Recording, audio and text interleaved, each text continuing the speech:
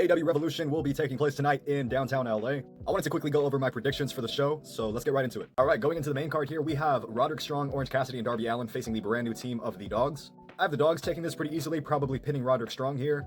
I am a huge fan of David Finlay, and I'm looking forward to see what the Dogs do here in AEW. Hopefully this rivalry continues to be entertaining. And speaking of entertainment, we have the epitome of entertainment, Toni Storm versus the problem Marina Shafir.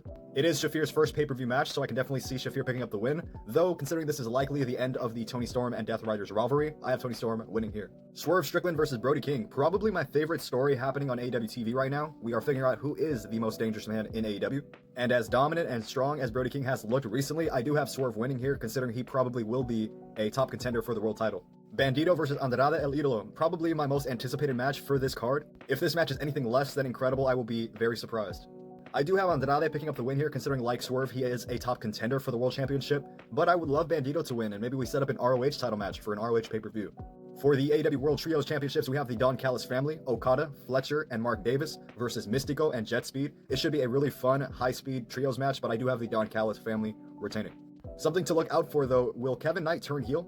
And for the Tag Team Championships in the women's division, we have the Babes of Wrath, Willow and Harley Cameron versus Megan Bayne and Lena Cross. You have to have Megan Bayne and Lena Cross win here. These are two of the tallest, most dominant women I've ever seen in AEW, even though they haven't wrestled a lot. And I believe it is time to end the Babes of Wrath. It was cool while it lasted, but I would like to see the Tag Team Championship division kind of have better matches, if I'm being real with you.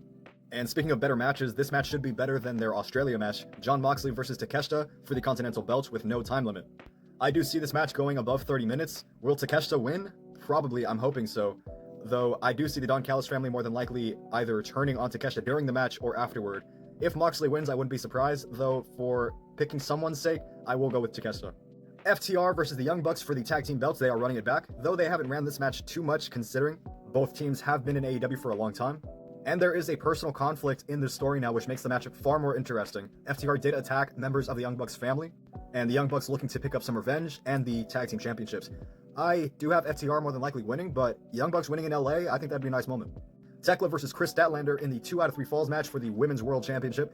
I do have Tekla retaining, though I would not be surprised if they put the belt back on Statlander.